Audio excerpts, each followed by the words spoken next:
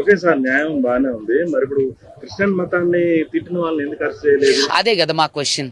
ఇప్పుడు పాస్టర్ అజయ్ బాబు గారిని ఏ విధంగా అయితే అరెస్ట్ చేశారో, ఎటువంటి కాగ్నిజబుల్ అఫెన్స్ లేకుండా, మరి రాధా మనోహర్ దాస్ లాంటి వాళ్ళు చాలా మంది ఉన్నారు. వాళ్ళ పేరు చెప్పడానికి కూడా నేను ఇష్టపడలేదు.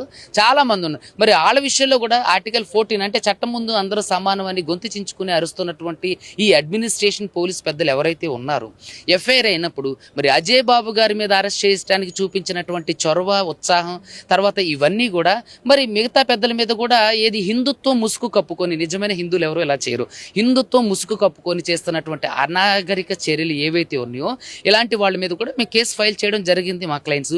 మరి వారి మీద ఎందుకని ఎఫ్ఐఆర్ ఫైల్ చేసినా కానీ వాళ్ళ మీద ఎందుకని అరెస్ట్ చేయలేదు అనేది మా క్వశ్చన్.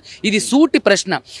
దయచేసి గుర్తుంచుకోండి, ప్రపంచంలోనూ అందులోని తెలుగు రాష్ట్రాల్లో ఉన్నటువంటి క్రైస్తవులందరూ కూడా మేల్కోవాల్సిన సమయం వచ్చింది. ఇది ఏ విధంగా అయితే మీ మీదకి అంటే మా వరకు రాలేదులే, ఇది మాది కాదులే అని మీరు ఎప్పుడైతే అనుకుంటారో, గ్రామ స్థాయిలో నుంచి జిల్లా స్థాయిలో నుంచి రాష్ట్ర స్థాయిలో కూడా మీరు ఖచ్చితంగా చిత్కారాలు, చేదరింపులు, అదేవిధంగా అనేక రకాలైనటువంటి ఒడిదుడుకులు ఎదుర్కోవాల్సి వస్తుంది.